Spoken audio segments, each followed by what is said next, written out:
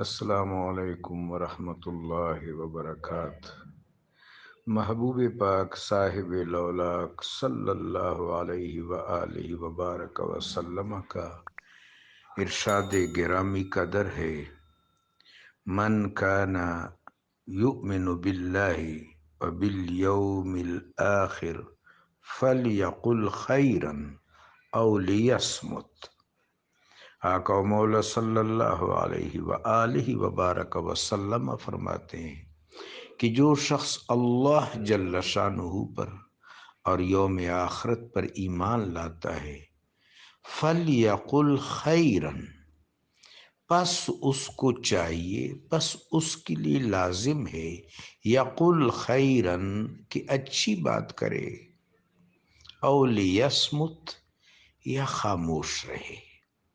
اس حدیث پاک کی روشنی میں اہل نقد و بصر نے، اہل حکمت نے یہ فرمایا ہے کہ اچھی بات کو، قول خیر کو بہر صورت سکوت پر فضیلت حاصل ہے، اور باقی چیزوں پر سکوت کو فضیلت حاصل ہے۔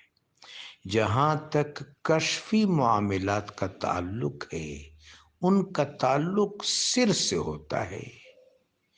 تو جس طرح سر خود حجاب میں ہے، بہت زیادہ ملفوف ہے، اس طرح سری معاملات کو جن کا انکشاف سر پر ہوتا ہے، جو روح کے سامنے متجلی ہوتے ہیں، جو قلب پر منکشف ہوتے ہیں، جن کا مشاہدہ قلب کو ہوتا ہے، ان کو صیغہ راز میں رکھنا بھی ضروری ہے، اور جہاں جتنا ضرورت ہو اس کو بیان کرنے کی بھی حاجت پڑتی ہے۔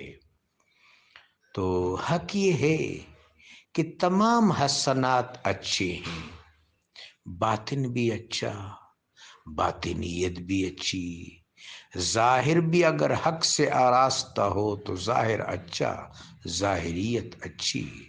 رب جلیل و جمیل کا ارشاد گرامی ہے، میرا کریم رب فرماتا ہے، هو الاول والآخر والظاہر والباطن وهو بكل شيء علیم۔